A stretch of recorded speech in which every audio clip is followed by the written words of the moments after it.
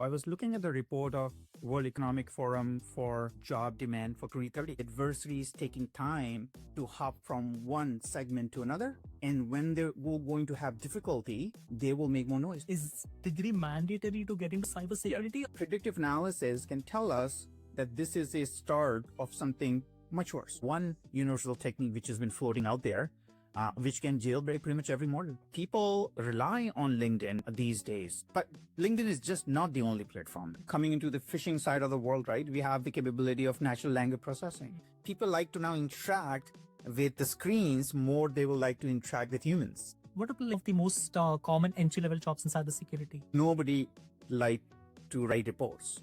Everybody likes to get into the technical stuff in terms of detection and defending the environment. From this SOC side of the world, we can look at a incident which does not look a full-blown wildfire. It looks like a small isolated incident. Illegal in certain countries to block a user access to ChatGPT or your employees access to ChatGPT too. The AI agent can favor or exclude a certain group unfairly, right? It can have challenges with accountability. Will there be any risks related to agentic? I define agentic AI as an autonomous AI system which, given a goal, can work towards its goal autonomously. Now I have the capability of looking at encrypted traffic without really decrypting it on the gateway. Bad guys can easily evade static detection. But once you're looking for a behavioral based detection, that's where they try to struggle. How can we detect threats early? Adversary, assume breach, is already in the environment. Now they're trying to do a lateral movement.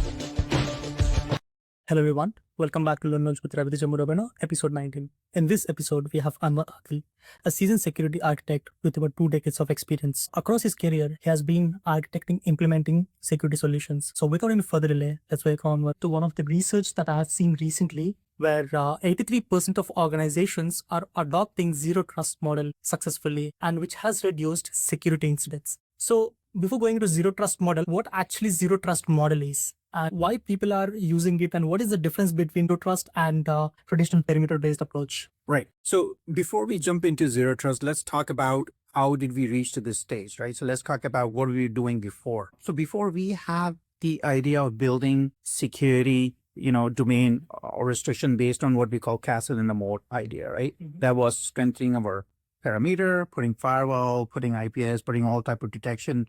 But the inside of our environment was soft and gooey. Right. And we noticed time and time again that bad guys were taking advantage of that weakness. And we know that, our weakness always been humans as well, right? It takes just one bad link click on an email to get yourself phished. And that's where adversity already is inside your environment. And from there, they can do lateral movement or expand, right? So we saw that weakness. And from there, we built the idea of having zero trust, which is basically never trust anyone, always verify the access, right? The idea of segmentation, and within that, the idea of micro-segmentation and macro-segmentation, the principle of looking at the identity and asset much closely, looking at the behavior of those assets as well, right? If a user generates a traffic pattern which is out of order, can our system detect that and limit the attack as well, right? So those are all the principles which kind of coming together to build the notion of zero trust. And I think, based on what you said, previously, once you are inside the house, everyone can, access anything. But right now, because of zero trust model, once they are inside, even verification will be done across every stage. So there will be less security incidents. So one thing that you mentioned was micro-segmentation. Yes. So what is micro-segmentation and why is it important in zero trust model? Yeah, so micro-segmentation, if you look at the definition, is the idea of creating smaller zones, right? And I always love to give this analogy. Think about this of a submarine, right? So if a portion of the submarine is breached, right? What protects the submarine from drowning? And is the idea of segmentation, right? So if the water gushes into one part, you can lock down the environment, you can lock down the area, and hence you can save the entire submarine, right? So segmentation is the exact same idea, segmenting or zoning your environment to smaller chunk. Now, how does it help you, right?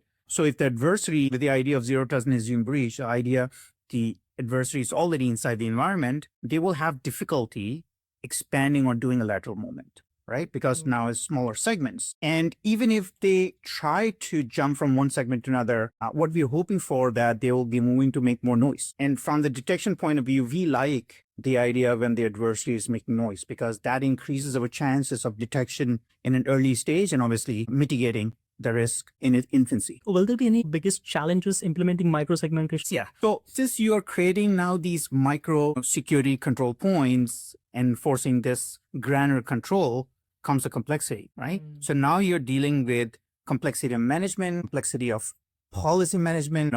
You can get into the idea of tool sprawl as well, right? The other part I always see a lot is customers who are adopting micro-segmentation gets challenged with, should I go in agent-based control? Should I go in agent-less based control? How do I enforce micro-segmentation on my legacy systems, which do not have the modern security constructs? Or how do I protect my IoT devices where I cannot deploy an agent, right? So those are some of the challenges I see. So I think even for legacy systems, it will be difficult for implementing zero trust models in them. So how can organizations transition to zero trust architecture without disrupting the operations?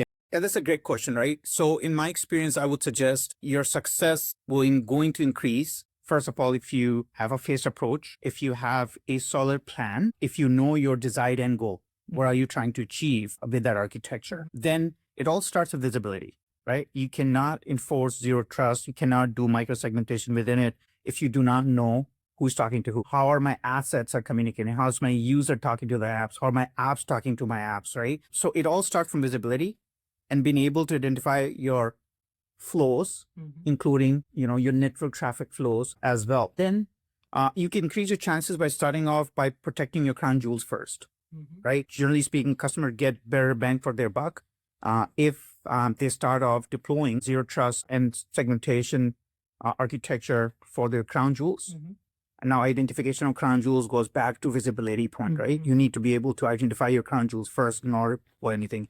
And then on day one, you don't want to go with a block mode, right? You do not want to go for an intrusive block. You want to go with more of a monitoring mode so that you can understand what are the false positives, if there are any, because the last thing you want to do is a business disruption on day one. So you take that phase approach, and that actually increases your chances of a successful, zero trust architecture. Is there any common mistakes that usually organizations make when approaching this? Yeah, some of the mistakes I see is not focusing enough on identity, right? So we know that identity is a new parameter now, right? It all starts with identity. And we also know that the bad guys love to breach an identity, Yes. right? You can go to the dark web, you can pretty much pay $5, $10 to buy an organization's identity, right? Yeah. Then, some other mistakes I see companies make is ignoring the legacy system, underestimating their infrastructure. Again, going back to visibility, time and time again comes back that they do not know who's talking to who in their organization. And without that knowledge, it will be extremely difficult to implement these solutions. Other than that, underestimating the resource needs, right? And this is where we can leverage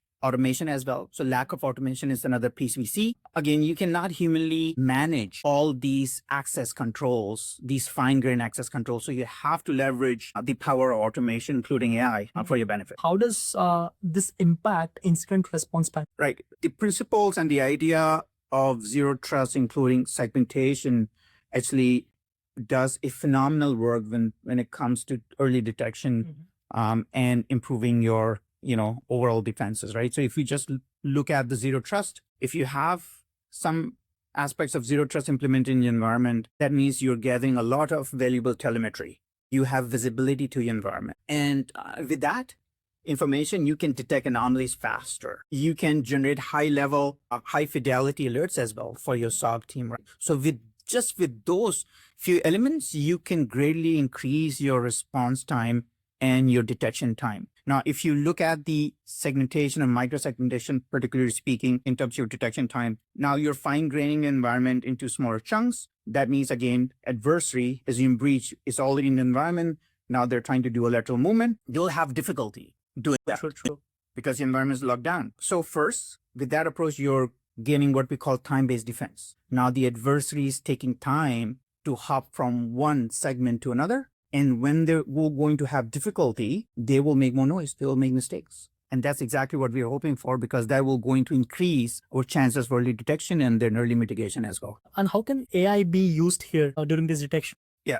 So generally speaking, I put AI-based outcomes of detection and prevention into three general buckets. The first one is, for me, is the threat detection. The second one is the behavioral and the predictive analysis. And the third one in the list is, for me, in a group, is how do I expedite and gain efficiencies using AI? So if you look at the first one, which is threat detection, ML for us is nothing new. We have been doing ML for last 10, 15 years, right? Of course, we're making advancements with compute being cheap, with innovations being done on the AI side. So therefore, we are bringing a lot of cool stuff in terms of how can we detect threats early. For example, giving you some certain particular implementation examples, just if you look at the firewalls, right? Firewall these days in their IPS engine can have ML-based IPS detection. So what we're looking for is, instead of just looking for static signatures in the IPS for detection, our IPSs can now look at the behavior of a particular detection. For example, IPS can look at, hey, what does SQL injection attack looks like, right? And we know that bad guys can easily evade static detection. But once you're looking for a behavioral based detection, that's where they try to struggle, because changing a behavior is not an easy job. So ML based detection on the IPS is one aspect. Then we now have the capability of looking at encrypted traffic without really decrypting it on the gateway. So what I'm calling out is, using ML, looking at the traffic flows without decrypting it, predicting that is this traffic being generated by a Tor client or is this being generated by a Chrome client. Okay. You can with a certain probability, high probability, you can predict this traffic stream, which we are still not decrypting it, is a malware traffic versus a benign user traffic. Now, again, of course, this is a prediction looking at the ML data set. However, this prediction is getting better and better, right? So I'm talking about 90% prediction, and this key of control is in the user hand. So you can, as a consumer, just that probability to, hey, 95% plus I want to block because I feel a high confidence level that this is, again, a right guess, right? Yeah. So we have those capabilities. Now, within the threat detection, we have, coming into the phishing side of the world, right? We have the capability of natural language processing, where we are just not looking at a link to guess this is a bad link with a bad reputation from a bad domain, but we are using natural language processing as well. This is where we are looking at the intent of the email. We're looking at, even though this email is coming from a good domain and the link within the email is neutral reputation, so it's not a bad reputation. However, if the email intent is credit card, payment, urgency, and a neutral reputation link, which is out of ordering, then this could be a spear phishing attack. So we have those capabilities today to uncover, right? So this is just a particular example from the threat detection point of view. Then if you look at the predictive analysis and behavior, today, especially coming from the network angle, we can uncover any change of behavior deviation of our user base as well. For example, if an HR user comes into the office at 9 a.m. and then one morning they start downloading or exfiltrating a large amount of data that's in Excel sheet, which they never touch. So that's a deviation of their behavior, and SecOps can get alerted from that deviation and do an automated remediation or mitigation of that as well, right? So this is a behavioral-based model, which we are kind of working and measuring that user against, right? Another one example could be the predictive analysis. One particular example I could think of this is from this SOC side of the world. We can look at a incident which does not look a full-blown wildfire. It looks like a small isolated incident. However, the predictive analysis can tell us that this is a start of something much worse. And we are predicting it based on previous alerts, based on what other customers have been experiencing. So therefore, this incident, although this looks very small, should be bubble up with a high severity in front of SecOps analysts so that they can start working on it right now, so that they can nip in the bud and it does not get huge, right? So those are the outcomes we can detect from behavior base. And then again, Gen AI has a huge role to play in that as well. For example, I still have to meet a security operation analyst who loves write reports. Nobody likes to write reports. Everybody likes to get into the technical stuff in terms of detection and defending the environment. Gen AI have a huge role to play. You can have now in the platform itself, a Gen AI who's working along with the security operation person doing all the report writing. So an LLM can go in, look at the incident, look at the triage, do certain triages as well, and then write the report on behalf of the analyst. And that report can build the entire story or demonstrate the entire story, a time-based report of how the incident was started, who was the patient zero, and where it is right now, right? And what mitigation was done to stop the threat. That report can be sent directly to the manager. So there's a huge time saving and huge efficiency to be gained from the operation side of the things, right? And last but not least, on the expedited, repeated process, right? So this is where AI automation can come in to do a lot of security orchestration as well, right? Certain level 1 SOC analyst tasks can now be automated. And this is where I call it always AI as a companion of human, like a Batman and Robin analogy I always gave, right? So this is where, Batman is still human, but you have a really cool sidekick who can actually come in and help you, assist you in finding those efficiencies. True. And also, you mentioned like few important points. The first one is finding the information without decrypting it. And the other one is you mentioned about TTPs. The final thing is automation. So we'll come to the automation, but coming to the TTPs, right, a framework. We can identify the hackers and we can all, based on the steps that they take, we can also block and fight. So according to the steps. Yeah, exactly. So if you go in, it is a free available resource, right? You can go to MITRE ATT&CK framework. You can look for any APT, right? Any APT like Cozy Bear to any APT you can search for. You can look at their tactic, you can look at their technique, and you can build your defenses according to, right? And the reason why this is relevant is because, let's say, for example, if my healthcare defender, my job is to defend my business and I'm in healthcare, I can go to this free resource, search for a APT who love to breach healthcare, right? And I can build my customized defenses keeping them in mind. So for example, if that APT love to breach healthcare using spear phishing, then hey, my focus should be strengthening my spear phishing. Gotcha. Going back to the automation, how can organizations balance between automation as well as, human decisions? So as I said, right, I always see AI right now as more of a complementary role, right?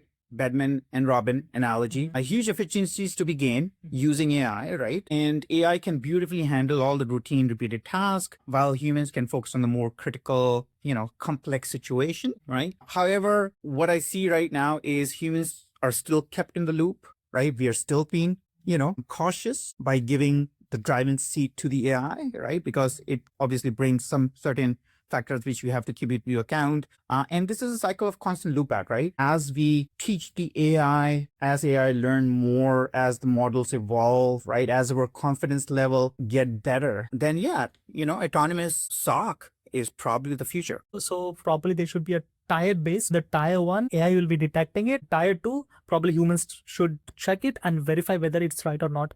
So I think the tier base is one of the best approach.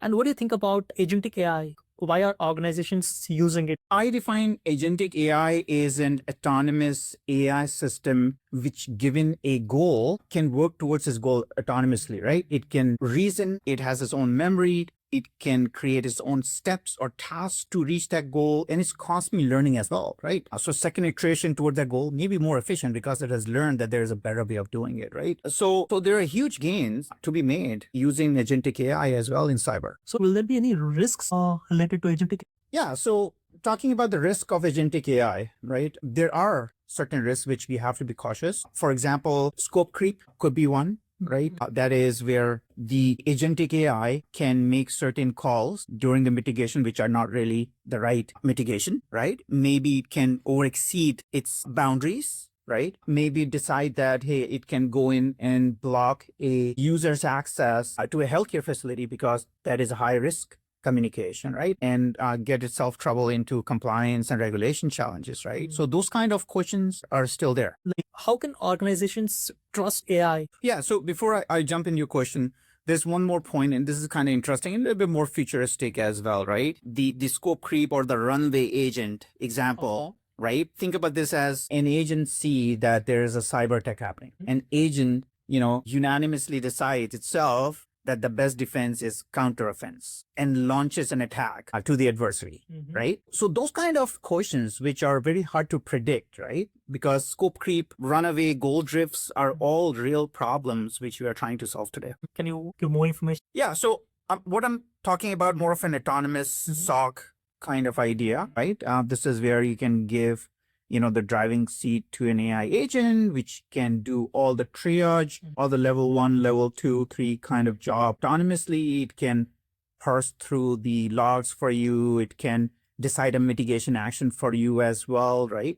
What about ethical considerations when it comes to AI? Yeah, so there are certain ethical considerations. For example, bias and decision making could be one of them, right? Okay. Depending on how the model is being trained or what data is being used for that model training, the AI agent can favor or exclude a certain group unfairly, right? It can have challenges with accountability. Like an AI did an action, now who's responsible for that action? Right or wrong, but who's responsible? Is it developer, responsible for it? Is it the person who trained the AI responsible for it? Is SOC analyst responsible for it, right? So the accountability becomes challenge as well. And then privacy concerns. Going back to the earlier example, if AI decides to block a user's access to ChatGPT, it is illegal in certain countries to block a user access to ChatGPT or your employees access to ChatGPT too. Right? So, can AI look at those privacy concerns as well? Those are some of the questions. Got you. As a person who was using ChatGPT or like other AI chatbots, initially they have given a prompt. Okay, give me how to attack, for example. Initially it said that I cannot perform, but later on they mentioned it for research purposes. Yes. Then it gave the answer. I think right now they have blocked it, but I think there are also like many other vulnerabilities or hacks where people are getting information from it, right? Right. So this is, obviously a new frontier for everybody, right? And I remember when ChatGPT was launched, the first thing I tried was asking, can you build me a spear phishing attack? And to your example, it says no. And then I said it's for research purpose only. And then all the guardrails were removed just like that, right? So, now as today, you cannot just use those same jailbreaks as this is for research. Now, obviously, the AI models are getting smarter. It's getting difficult more and more to jailbreak them. However, as the models are evolving, as the techniques are evolving as well, right? And we do see that there are always few techniques out in the industry which can give you this universal jailbreak, right? Probably you have heard about that, but there is one universal technique which has been floating out there, which can jailbreak pretty much every model. It works against every model. Oh. Right. Another interesting fact I recently learned is some security researchers would give or corrupt the data of the model as well, right? They'll put content out there with some secret objects embedded in the model. And they're hoping that the AI will consume that data. And then later on, they can tell in a prompt to use that object which they have fed into the data as well. And with that approach, they can still unlock by calling those attributes, just like how you will call a variable, right? So a lot of techniques have been developed. Going back to the cybersecurity, how is AI affecting cybersecurity? Yeah, so the demand, I would say, is huge in today and in the future as well. So I was looking at the report of World Economic Forum for job demand for 2030. If you look at the list, the top jobs in demand in 2030 is all AI related.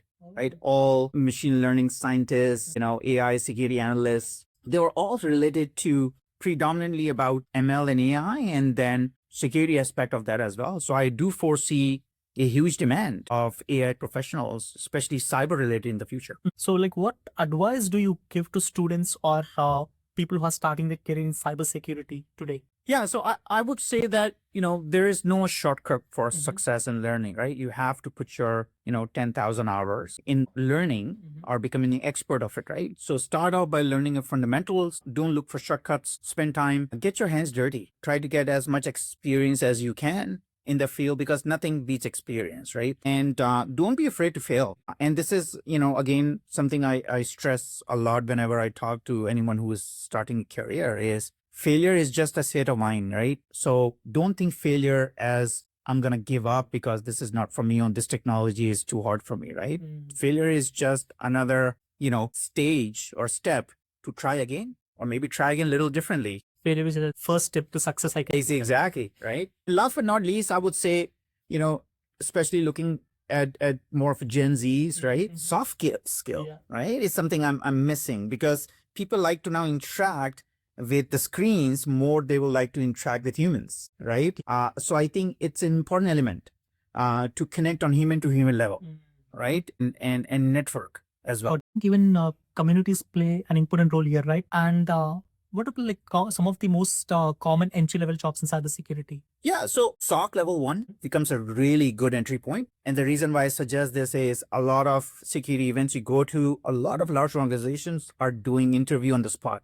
At least the first level interview is done right on the spot for you, right? And if you can pass through it, the expectation for level 1 analysts is not huge. They're not giving you any critical sensitive stuff either. Basically, you are following a predetermined process, a procedure, doing the basic triage, and then involving a senior level 2 or level 3 resource to action upon it, right? So the risk for the organization is less from that regard, right? And level 1 jobs on SecOps is a very easy way to insert yourself in cyber, learn all the bells and the whistles and how the world of cyber works. And then from there, you can always pivot or go to architecture or go to red teaming or blue teaming parts of it, right? The other jobs I see is more of a junior pen tester. If you're into red teaming on the offensive side of security, that's something you can build towards. Being a junior system analyst is a good entry point as well. So there are good solid entry points in cyber today. So do you think like certifications help here?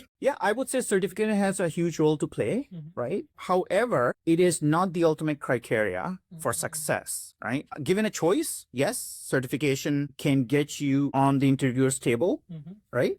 Give you that opportunity. However, it's your experience, which at the end of the day count more than certification itself. And also, do you think like is degree mandatory to get into cybersecurity, or they can do some certifications and even show their knowledge within these online platforms? Right. How does that work? Yeah, so my thought on this is degree provide you this structured path of learning, right? It exposes you with a lot of different elements and domains of technology itself, right? It opens your mind, and you are master of none at that stage, but you know a lot of technology and the fundamental and the foundation of it, right? But that lets you select a path to become an expert of something, right? So degree provides a really solid foundation, which I will highly recommend to everyone if they can. However, in contrast, we have seen a lot of successful IT professionals without a degree. But what is common in any of the approach is a passion for technology, right? Passion for technology and genuine interest is what it actually matters. Whenever people are applying for jobs,